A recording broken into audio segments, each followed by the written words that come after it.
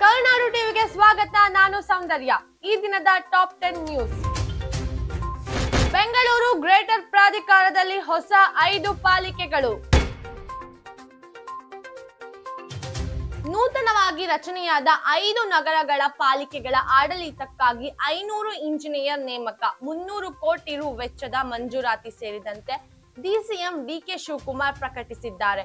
ಈ ಪಾಲಿಕೆಗಳಿಗೆ ಪ್ರಾಥಮಿಕ ಆಯುಕ್ತರ ನೇಮಕಾತಿ ನಡೆದಿದ್ದು, ಮುಂದಿನ ಹಂತದಲ್ಲಿ ಚುನಾವಣೆ ಮೂಲಕ ಮೇಯರ್ ಆಯ್ಕೆ ನಡೆಯಲಿದೆ. ಇಲ್ಲಿದೆ ಸೆಮಿಫೈನಲ್ ಕದನ ಆರಂಭ.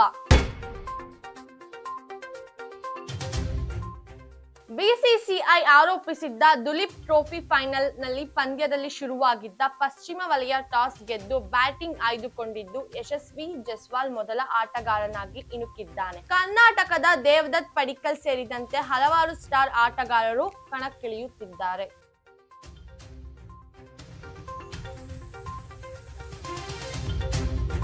ಕಿಮ್ ಜಾಂಗ್ ಉನ್ ಚೀನಾ ಭೇಟಿ ವೇಳೆ ಅತಿರೇಕದ ಭದ್ರತೆ. ಉತ್ತರ ಕೊರಿಯಾ ನಾಯಕ ಕಿಮ್ ಜಾಂಗ್ ಉನ್ ಚೀನಾದ ಭೇಟಿ ವೇಳೆ ಅವರು ಕುಳಿತಿದ್ದ ಸ್ಥಳವನ್ನು ಅವರ ಸಿಬ್ಬಂದಿ ತಕ್ಷಣವೇ ಸ್ವಚ್ಛಗೊಳಿಸಿದ್ದು, ಕುರ್ಚಿ ಮತ್ತು ಲೋಟವನ್ನು ತೆಗೆದುಕೊಂಡು ಹೋಗುವ ದೃಶ್ಯ ವಿಡಿಯೋ ವೈರಲ್ ಆಗಿದೆ.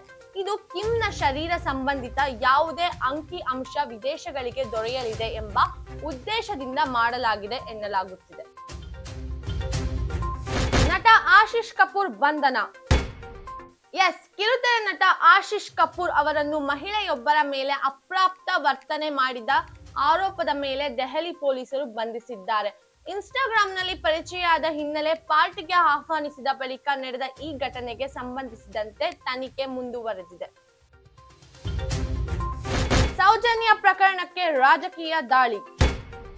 ಧರ್ಮಸ್ಥಳದ ಸೌಜನ್ಯ ಪ್ರಕರಣ ಹೊಸ ಮೇಲಿನ ರಾಜಕೀಯ ತಿರುವು ಪಡೆದುಕೊಂಡಿದ್ದು, ಬಿಜೆಪಿ ಹಾಗೂ ಜೆಡಿಎಸ್ ನಾಯಕರು ಇದು ಧರ್ಮಸ್ಥಳದ ವಿರುದ್ಧ ಚಳಿ ಎಂದು ಕಾಂಗ್ರೆಸ್ ಆರೋಪಿಸಿದೆ. ಈ ನಡುವೆಯೇ ನಿಖಿಲ್ ಕುಮಾರಸ್ವಾಮಿ ಸೌಜನ್ಯ ಕುಟುಂಬಕ್ಕೆ ಬೆಂಬಲ ವ್ಯಕ್ತಪಡಿಸಿದ್ದಾರೆ. ದಸರಾ ದೀಪಾವಳಿಗೆ ಜಿಎಸ್ಟಿ ಬದಲಾವಣೆ, ಮೋದಿಯಿಂದ ಗುಡ್ ನ್ಯೂಸ್. ದಸರಾ ಹಾಗೂ ದೀಪಾವಳಿಗೆ ಕೇಂದ್ರ ಸರ್ಕಾರ ಜನರಿಗೆ ಉಡುಗೊರೆಯಾಗಿ ಜಿಎಸ್ಟಿ ಬದಲಾವಣೆ ತಂದಿದ್ದು, ಹಲವು ವಸ್ತುಗಳ ಮೇಲೆ ತೆರಿಗೆ ದರ ಕಡಿಮೆಯಾಗಿದೆ. ನವರಾತ್ರಿ ಪ್ರಾರಂಭವಾದ ಸೆಪ್ಟೆಂಬರ್ 22ರಿಂದ ಹೊಸ ದರಗಳು ಜಾರಿಗೆ ಬರಲಿವೆ. ಪತ್ನಿಯ ಹತ್ಯೆಗೆ ಪತಿ ತಪ್ಪೊಪ್ಪಿಕೊಂಡ ಪ್ರಕರಣ. ಹೌದು, ಮಹಾರಾಷ್ಟ್ರದ ಭಿವಂಡಿಯಲ್ಲಿ ಪತಿ ತನ್ನ ಪತ್ನಿಯನ್ನು ಕೊಂದು ದೇಹವನ್ನು ಕತ್ತರಿಸಿ ತಲೆ ಬಿಸಾಡಿದ ಘೋರ ಪ್ರಕರಣ ಬೆಳಕಿಗೆ ಬಂದಿದೆ. ತಲೆಯು ಪತ್ತೆಯಾದ ಬಳಿಕ ಪತಿಯ ತನಿಖೆ ಸಂದರ್ಭದಲ್ಲಿ ತನ್ನ ಅಪರಾಧವನ್ನು ಒಪ್ಪಿಕೊಂಡಿದ್ದಾನೆ. ಈ ಪ್ರಕರಣದ ಬಗ್ಗೆ ತನಿಖೆ ಮುಂದುವರಿಯಲಿದೆ. ಕಾಂತಾರ ಚಾಪ್ಟರ್ 1 ವಿರುದ್ಧ ಧನುಷ್ ಸಿನಿಮಾ ಬಿಡುಗಡೆ. ತಮಿಳ್ ನಟ ಧನುಷ್ ತಮ್ಮ ನಿರ್ದೇಶನದ ಇಡ್ಲಿ ಕಡಾಯಿ ಸಿನಿಮಾವನ್ನು ಅಕ್ಟೋಬರ್ 1ರಂದು ಬಿಡುಗಡೆ ಮಾಡಲು ನಿರ್ಧರಿಸಿದ್ದಾರೆ. ಇದೇ ಸಮಯದಲ್ಲಿ ಕಾಂತಾರ ಚಾಪ್ಟರ್ 1 ಕೂಡ ತೆರೆಗೆ ಬರಲಿದ್ದರಿಂದ ಬಾಕ್ಸ್ ಆಫೀಸ್ ನಲ್ಲಿ ತೀವ್ರ ಸ್ಪರ್ಧೆ ಎದುರಾಗುವ ಸಾಧ್ಯತೆ ಇದೆ.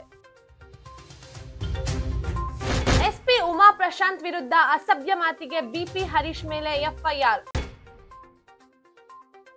ದಾವಣಗೆರೆ ಶಾಸಕ ಬಿಪಿ ಹರೀಶ್ ಅವರು ಎಸ್ಪಿ ಉಮಾ ಪ್ರಶಾಂತ್ ಅವರ ವಿರುದ್ಧ ನಿಂದನಾತ್ಮಕ ಭಾಷೆ ಬೆಳೆಸಿದ ಹಿನ್ನೆಲೆಯಲ್ಲಿ ಅವರ ವಿರುದ್ಧ ಎಫ್ಐಆರ್ ದಾಖಲಾಗಿದೆ.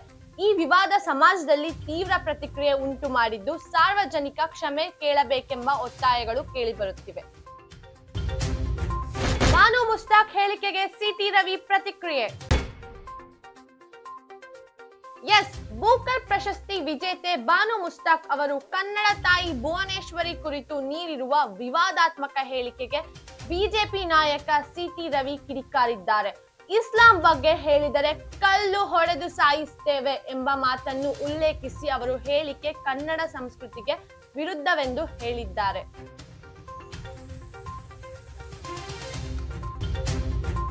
ಇದಾಗಿತ್ತು ಇವತ್ತಿನ ಟಾಪ್ 10. ಸಾಟಿ ಇಲ್ಲದ ಸುದ್ದಿ ನಮ್ಮ ಗುರಿ. ಇನ್ನು ನಮ್ಮ ಚಾನೆಲ್ನ ಸಬ್ಸ್ಕ್ರೈಬ್ ಆಗಿಲ್ಲ ಅಂದ್ರೆ ಕೂಡಲೇ ಸಬ್ಸ್ಕ್ರೈಬ್ ಮಾಡಿ, ಪಕ್ಕದಲ್ಲೇ ಇರುವ ಐಕಾನ್ ಕ್ಲಿಕ್ ಮಾಡಿ ಹಾಗೂ ಲೈಕ್ ಮಾಡಿ. ಶೇರ್ ಮಾಡೋದು ಮಾತ್ರ ಮರಿಬೇಡಿ.